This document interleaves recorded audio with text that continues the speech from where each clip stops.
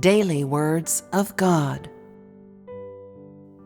Everyone should examine anew his life of believing in God to see whether, in the pursuit of God, he has truly understood, truly comprehended, and truly come to know God, whether he truly knows what attitude God bears to the various types of human beings, and whether he truly understands what God is working upon him and how God defines his every act.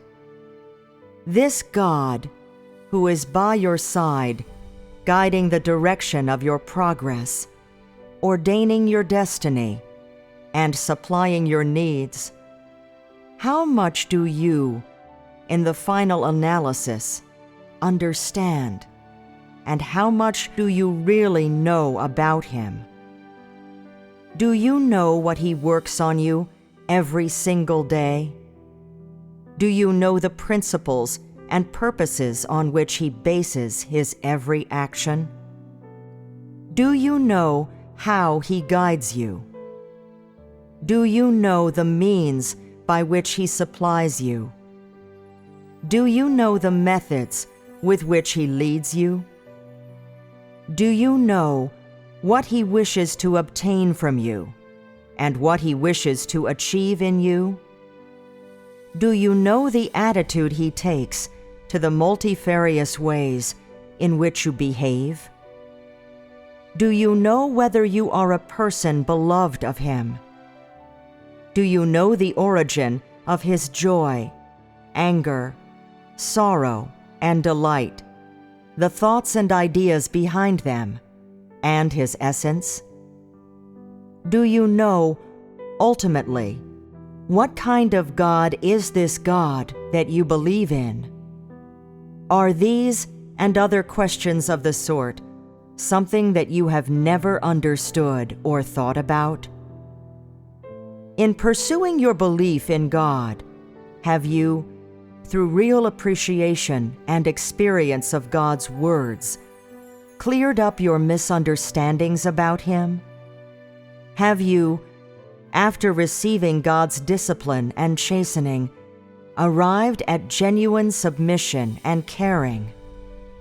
Have you, in the midst of God's chastisement and judgment, come to recognize the rebelliousness and satanic nature of man and gained a modicum of understanding about God's holiness?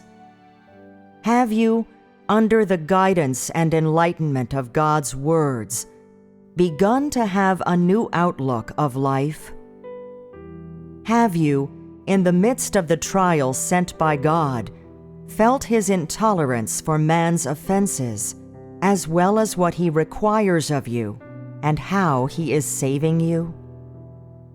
If you do not know what it is to misunderstand God, or how to clear up this misunderstanding, then one can say that you have never entered into true communion with God and have never understood God, or at least one can say you have never wished to understand him. If you do not know what is God's discipline and chastening, then you surely do not know what are submission and caring, or at least you have never truly submitted to or cared for God. If you have never experienced God's chastisement and judgment, then you will surely not know what is his holiness, and you will be even less clear as to what man's rebellion is. If you have never truly had a correct outlook on life, or a correct aim in life, but are still in a state of perplexity and indecision over your future path in life, even to the point of being hesitant to go forward, then it is certain that you have never truly received God's enlightenment and guidance, and one can also say that you have never truly been supplied or replenished by God's words. If you have not yet undergone God's trial, then it goes without saying that you will certainly not know what is God's intolerance for man's offenses, nor would you understand what God ultimately requires of you, and even less, what, ultimately, is His work of managing and saving man.